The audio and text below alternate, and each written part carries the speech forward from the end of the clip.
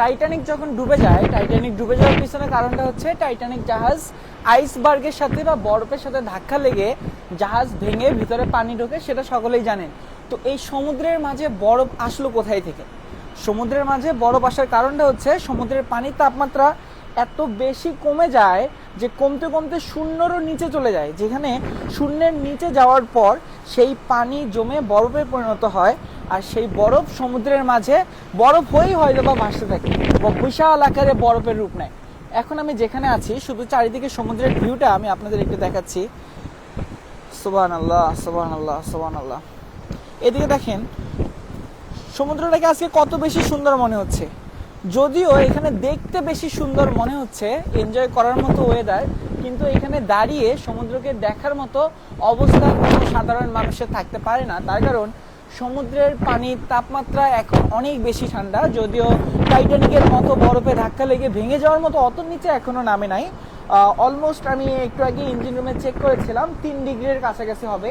তো আমরা যত সময় পার করছি আমাদের সমুদ্রের তাপমাত্রা তত কমছে। তার কারণ হচ্ছে আমরা গরমের দেশ থেকে ঠান্ডার দিকে দেশে যাচ্ছি। তো আমরা যেখান থেকে এসেছিলাম সেখানে প্রচুর গরম, এত গরম যে মনে হচ্ছিল যে মরুভূমিতেও মনে হয় এত গরম থাকবে না। তো সেই দেশ থেকে আমরা এমন দেশে যাচ্ছি যেখানে পানি জমে বরফে পরিণত হয়। তো আমরা অলমোস্ট 8 দিন আগে বের হয়েছিলাম, আমাদের জাহাজ চলছে আরও 7-8 দিনের মতো লাগতে পারে, এটা ডিপেন্ড করবে ওয়েদারের উপর। এখন আমি এখানে শুধু আপনার সমুদ্রের অবস্থাটা একটু দেখিয়ে দিচ্ছি। এই জায়গায় যত বেশি সবকিছু মনে হচ্ছে আমার হাত কিন্তু ঠান্ডায় কাঁপছে, তার কারণ এখানে পানি প্রচুর পরিমাণে ঠান্ডা। আর পানির যে ঠান্ডা, এখানে সমুদ্রের যে বাতাসটা সেটা যেহেতু পানির মধ্যে দিয়েই ফ্লো হয়, তো সেজন্য সমুদ্রের বাতাসও অনেক বেশি পরিমাণে ঠান্ডা থাকে।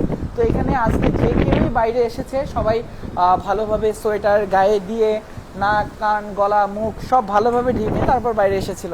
এখন যেহেতু ভর দুপুরবেলা, যদিও আমার এখানে ভর দুপুর, বাংলাদেশে অলমোস্ট গভীর রাত বলতে পারেন। এখন এখান থেকে বাংলাদেশের সময় পার্থক্য 10-11 ঘন্টার মতো হতে পারে, আমি শিওর না, আজকে চেক করে নেই। তার কারণ আমাদের প্রতিদিনই সময় পরিবর্তন হয়। আমরা যখন এক দেশ থেকে আরেক দেশে যাই সেই দেশের টাইমের সাথে ব্যালেন্স রেখে জাহাজের টাইম অ্যাডজাস্ট করা হয়। এজন্য কোন দিন কখন বাংলাদেশে কয়টা বাজে এটা হিসাব করে শুনে নিয়ে তারপর কনফার্ম হওয়া যায়, তাছাড়া সেরকম কোনো সুযোগ থাকে না। তো এখন যদি আমি সমুদ্রের অবস্থাটা আপনাদের একটু দেখাই। আগেই বলেছি যে এখানে ওয়েদার অনেক বেশি পরিমাণেই ঠান্ডা, অনেক বেশি ঠান্ডা, এখানে বাইরে থাকা খুবই টাফ। এই যে দুপুরবেলা আমি বাইরে এসে মানে যেহেতু সবসময় এখানে থাকি, এই ঠান্ডাটাকে আর ঠান্ডা মনে হয় না। এখন দেখেন এই যে সোনালি রোদ, এটা যখন পানিতে পড়ছে তখন এটাকে কত বেশি সুন্দর মনে হচ্ছে। সমুদ্র কিছুটা উত্তাল, যদিও সেভাবে উত্তাল না। আমি যদি একটু নীরব হয়ে আপনাদের সব কিছু দেখাই, আমি কিছুক্ষণ চুপ থেকে আপনারা জাস্ট সমুদ্র থেকে একটু বোঝার চেষ্টা করেন যেটা আসলে কীরকম থাকে।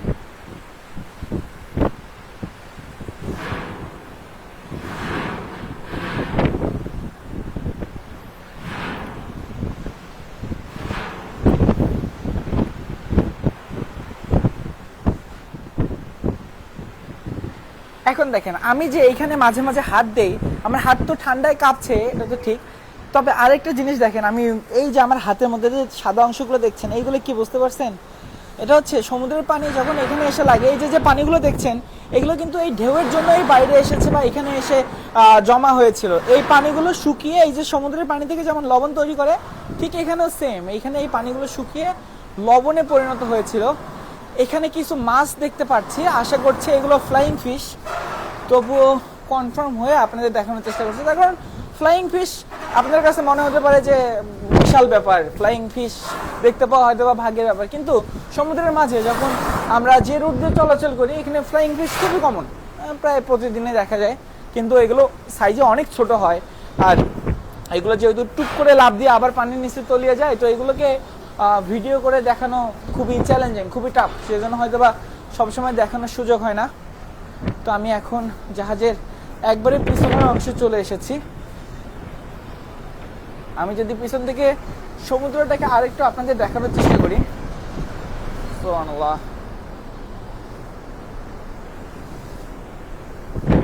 সুবহানাল্লাহ, সুবহানাল্লাহ। ও ভাই, এই জায়গাটা আমার খুবই পছন্দের। শুধু এখানে দেখেন এটার বাইরে, আর যদি আমি এখানে একটু আসি, বা বাবারে বাবা, প্রচুর বাতাস, প্রচুর বাতাস। এখানে এত ঠান্ডা বাতাস, এখানে থাকলে আমি মনে হয় বরফে জমে পুরো শেষ হয়ে যাব। তো আজকের ভিডিওটা আর বেশি বড় করা সম্ভব না, প্রচুর ঠান্ডা লাগছে, বাতাস অনেক বেশি। তবে ভাই যাই বলি, যেতে ইচ্ছে করছে না এত কষ্টের মাঝেও।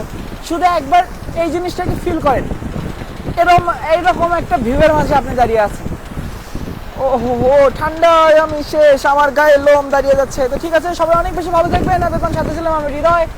ফেসবুক, ইউটিউব, টিকটক সব জায়গায় সেম নামে পেজ আর চ্যানেল আছে, চাইলে সেখানে ফলো অথবা সাবস্ক্রাইব করে জানিয়ে দিতে পারেন আমার ভিডিওগুলো কেমন লাগে। ধন্যবাদ, আসসালামু আলাইকুম।